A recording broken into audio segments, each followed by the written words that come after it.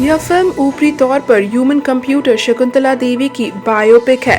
बुनियादी तौर पर शकुंतला देवी के सफर पर है, जो बिना किसी मशीनी सहायता के जटिल गणितीय पहेलियों को चुटकियों में जुबानी सॉल्व कर देती थी, वह भी महज 5 साल की उम्र से। इस प्रतिभा के दम पर उनके नाम का डंका मैसूर से निकल पूरी दुनिया में बजता रहा। दिलचस्प बात यह है कि शकुंतला देवी, उनके परिजनों, शकुंतला की बेटी और उनके संबंधों की बदौलत फिल्म अन्य मुद्दों की भी गहन पड़ताल करती है। सवालों से घिरी हुई है शकुंतला देवी की कहानी। यह एक मुश्किल सवाल को डील करती है कि दुनिया भर को जीतना भी है और एक जगह टिक कर रहना भी है।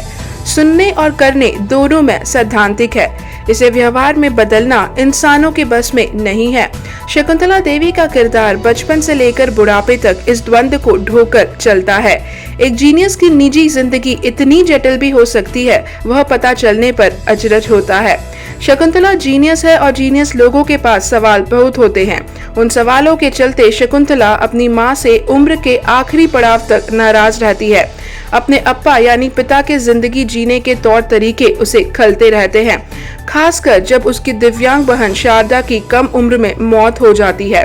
दुनिया के तौर तरीकों पर सवाल उठाती रही है शकुंतला देवी। वह दुनिया के बनाए तौर तरीकों पर पग पग पर सवाल करती है। संतोषप्रद जवाब न मिलने पर वह अपनों को भी नहीं बख्शती, चाहे पिता या फिर 2 प्रेमी धीरज, हैवियर और फाइनली पति परितोष भी। धीरज उसे बैंगलोर प्रवास और हैवियर लंदन में मिलता है। दोनों शकुंतला के अरमान और समंदर की गहरी ख्वाहिशों में फिट नहीं बैठ पाते। परितोष भी शकुंतला का स्टेपनी बनकर नहीं रहना चाहता। कहानी में हर किरदार को दिया गया है सही स्थान। डायरेक्टर अनु मेनन ने कहानी को शकुंतला रूपी माँ और एक सफल औरत के नजरिए से बयां किया है।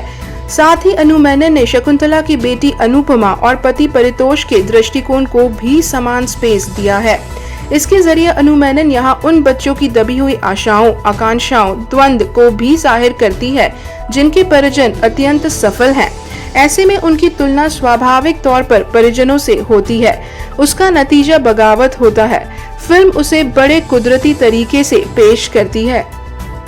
विद्या ने किरदार में भर दी है जान। विद्या बालन अत्यंत सफल शकुंतला देवी के नजरिए को त्रुटिहीन तरीके से पेश करती है। युवा शकुंतला से लेकर बुजुर्ग शकुंतला के सफर को उन्होंने रोचक, रोमांचक, विचारशील बनाया है। अक्सर सफल लोगों से, खासकर औरतों से, समाज आज भी उसी किस्म के व्यवहार की कामना करता है जो एक हाउसवाइफ से होती है। वह गलत है। उसे विद्या ने असरदार तरीके से रखा है।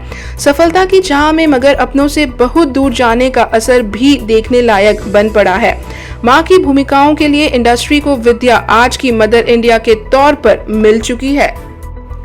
कहानी को सही तरीके से किया गया है प्ले। फिल्म की कहानी नॉन लीनियर तरीके से अतीत वर्तमान में आती जाती रहती है।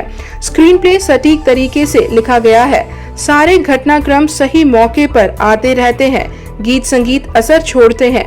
जापान की डीओपी कियोकी नाकाहारा इससे पहले तान्हाजी दे चुकी है। इस बार उन्होंने लंदन, कोलकाता, बैंगलोर, मुंबई को बखूबी कैप्चर किया है। ज्यादातर सीन इंडोर के हैं, पर फिल्म विजुअली अच्छी बनी है। डायरेक्टर अनु मेनन ने स्तरीय परतदार कहानी कही है। यह परिजनों और बच्चों सबसे समान रूप से रिश्तों में हिस्सा लेने को कहती है। एक दूसरे की कद्र, केयर और समझने को कहती है। माँ बेटी और मियाँ बीवी के अंतर संबंधों की आधुनिक और प्रगतिवादी व्याख्या है यहाँ।